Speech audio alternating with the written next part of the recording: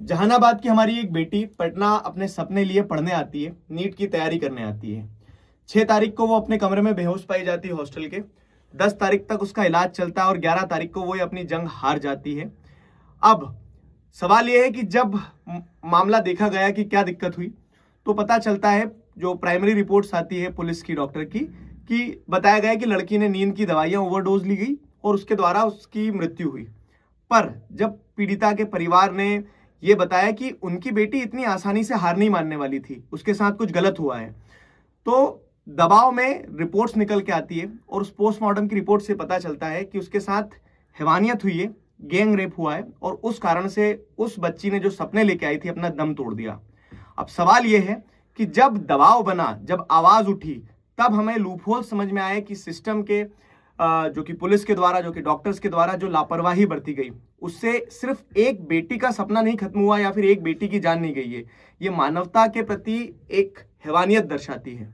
उस बच्ची को 6 तारीख से लेकर 10 तारीख तक अलग अलग हॉस्पिटल में ले जाया गया, अलग अलग हॉस्पिटल में ट्रांसफर करा गया। इस बीच में इतना इग्नोरेंस हुई है कि बोला ही नहीं गया, रेप के बारे में बात ही नहीं हुई। उनके जो परिजन थे, उनके जो माँ बाप थे, वो बार बार आके चाह रहे थे बात करें, लोगों को बताएं, थोड़ा प्रोटेस्ट करें, उनको भी दबाया गया। आखिरी में जब पोस्टमार्टम की रिपोर्ट आई तब पता चला कि ये गैंग रेप है। पहली बात हम ये करते हैं कि लड़कियों को वुमेन एम्पावरमेंट की बात करते हैं हम देश में, कि वुमेन एम्पावरमेंट होना चाहिए, लड़कियों को घर से बाहर निकलना चाहिए, घर के चूल्हे इन सब चीज़ों में नहीं लगना चाहिए, आगे बढ़ के काम करना चाहिए। चाहे एग्जाम्स की बात आए तो बड़े एग्जाम्स की तैयारी करनी चाहिए, बड़ी जॉब की तैयारी करनी चाहिए। कैसे कर लेगी तैयारी लड़की? कैसे कर लेगी तैयारी लड़की जब उसको पता चलेगा कि उसकी एक और बहन जो है उसके साथ ऐसा ऐसा हो रहा है? छोटे गांव की एक लड़की बड़े शहर में आती है, तैयारी करती है कि नीट की तैयारी करूंगी, बड़े सपने, नीट के बाद डॉक्टर बनूंगी, उसके साथ ऐसा होता है।